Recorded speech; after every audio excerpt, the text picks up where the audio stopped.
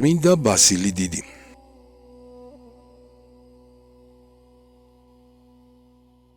ისტორიას ხშირად ცვლიან პიროვნებები, რომელთა ცხოვრებაც კონკრეტულ ეპოქაში იწყება. თუმცა მათი სულიერი და ინტელექტუალური ზეგავლენა საუკუნეებს სცილდება. მეოთხე საუკუნის კაბადოკია სწორედ ასეთი დრამატული გარდატეხის ეპიცენტრი იყო, პერიოდი, როდესაც წარმართული ანტიკური სამყარო ნელ-ნელა ადგილს უთმობდა ქრისტიანულ ცივილიზაციას. ეს პროცესი არ ყოფილა მშვიდობიანი. იგი სავსე იყო იდეოლოგიური ბრძოლებით, დევნითა და შინაგანი საეკლესიო განხეთქილებებით. სწორედ ამ რთულ გარემოში, დაახლოებით 330 წელს, კესარიაში დაიბადა ადამიანი, რომელსაც ისტორიამ დიდი უწოდა. ბასილი კესარიელი არ იყო მხოლოდ რელიგიური მოღვაწე.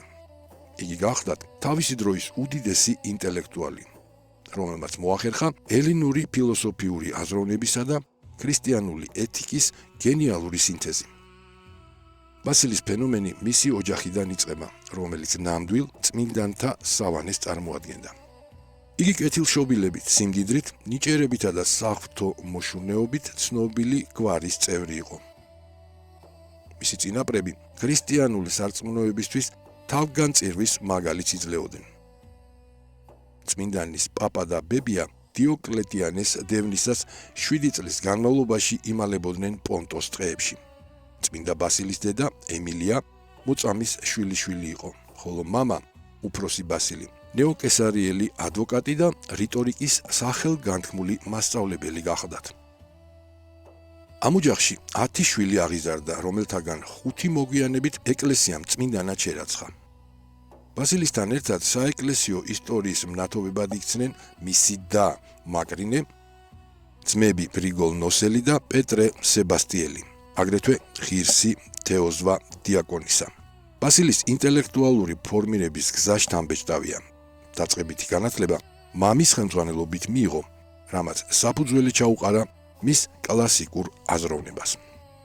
ცოდნის წყურილმა იგი ჯერ კონსტანტინოპოლში, შემდეგ კი მაშინდელი სამყაროს კულტურულ ცენტრში, ათენში მიიყვანა.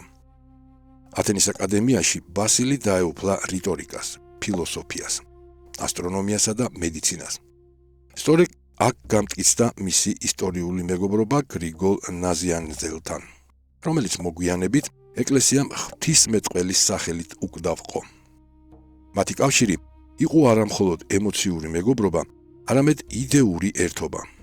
გრიგოლ ღვთისმეტყველი იხსენებდა, რომ მათთვის ათენში მხოლოდ 2 გზა არსებობდა, პირველი ტაძრისკენ მიმავალი და მეორე სკოლისკენ. 25 წლის ასაკში ბასილი უკვე აღიარებული რიტორი და ადვოკატი იყო. თუმცა შინაგანი ხმა მას უფრო აღმატებული მიზნებისკენ მოუწოდებდა. გარდამტეხი მომენტი ბასილის ცხოვრებაში მისი დის, წმინდა მაკრინეს გავლენით დადგა, რომელმაც ძმას ამ სოფლიური დიდების ამაოება დაანახა. ბასილი სულიერად აღიმაღლა. მიიღო წმინდა ნათლისღება და დატოვა წარმატებული კარიერა. მან იმოგზაურა ეგვიპტეში, სირიასა და პალესტინაში, რათა საკუთარი თვალით ეხილა უდაბნოს მამების ღვაწლი. კაბადოკიაში დაბრუნების შემდეგ, მდინარე ირისის ნაპირას, მან საფუძველი ჩაუყარა სამონასტრო ცხოვრების ახალ წესს, კინოვიას. ბასილი და გრიგოლი უმკაცრეს თავშეკავებაში ცხოვრობდნენ. ეწეოდნენ მძიმე ფიზიკურ შრომას და პარალელურად სწავლობდნენ წმინდა წერილს. სწორედ ამ პერიოდში შეადგინეს მათ კრებული სიკეთის მოყვარეობა, რომელმაც განსაზღვრა მართლმადიდებლური, მონაზნობის ეთიკური და პრაქტიკული ჩარჩოები საუკუნეების მანძილზე.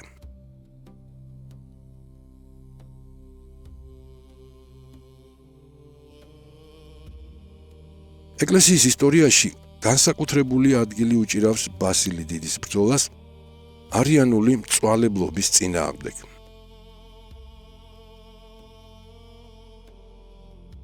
იმ ეპოქაში, როდესაც იმპერიული ხელისუფლება ხშირად მხარს უჭერდა ცრუ სწავლებებს, ბასილი მართლმადიდებლობის უდრეკ დამცველად მოევლინა სამყაროს.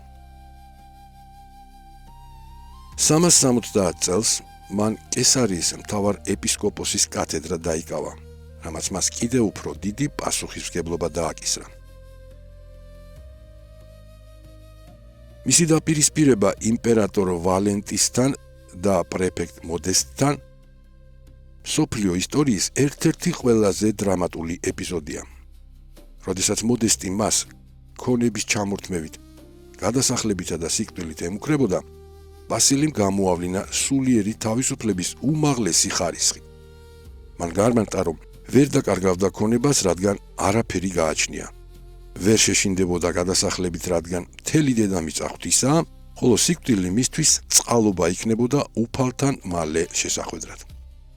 ამ შეურყევლობამ აიძულა იმპერიული ძალაუფლება უკან დაეხია. ბასილიმ კესარიის გარეუბანში ააგო უზარმაზარი საქველმოქმედო კომპლექსი, რომელსაც ხალხმა ბასილია დაუწოდა. ეს იყო მთელი ქალაქი, სადაც ფუნქციონირებდა საავადმყოფოები, თავშესაფრები მოხუცთათვის, მწირთა სახლები და სკოლები ობლებისათვის.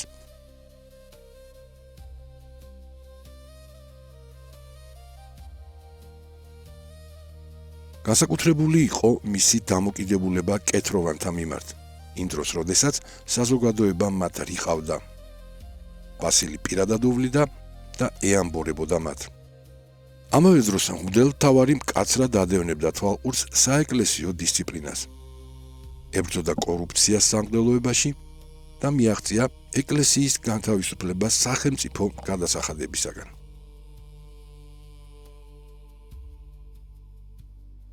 მისი ინტელექტუალური მემკვიდრეობა მოიცავს თეოლოგიურ შედევრებს, როგორიცაა 6-თა დღეთათვის, რომელშიც ბრწყინვალედაა განმარტებული სამყაროს შექმნის ისტორია. მანვე მოახდინა საეკლესიო ლიტურგიის რეფორმა, რომელიც დღემდე აღესრულება მართლმადიდებელ ტაძრებში.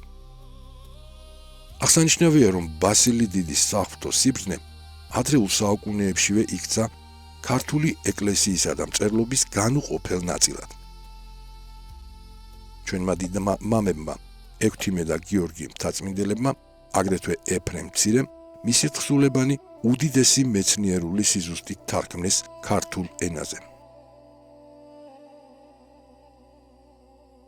მუდმივმა შრომამ, მკაცრმა ასკეტიზმმა და მრევლზე ზრუნვამ ბასილი დიდის ფიზიკური ძალები ადრეულ ასაკშივე გამოფიტა. იგი გარდაიცვალა 379 წლის 1 იანვარს, სულ რაღაც 49 წლის ასაკში.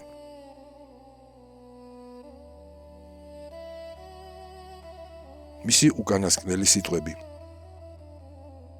უფალო, შენს ხელთარს სული ჩემი. გახდა მისი მთელი ცხოვრებისეული გზის ლოგიკური დასასრული.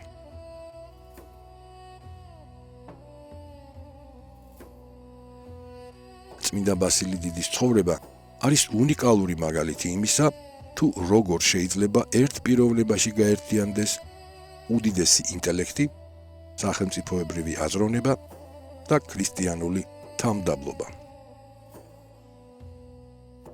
იგი დარჩა ისტორიაში როგორც ეკლესიის დაუღალავი გუშაგი, რომლის სიტყვაც 16 საუკუნის შემდეგაც ისევე მკაფიოდ მოუწოდებს ადამიანს სიწმინდისა და მოყვასის მსახურებისკენ.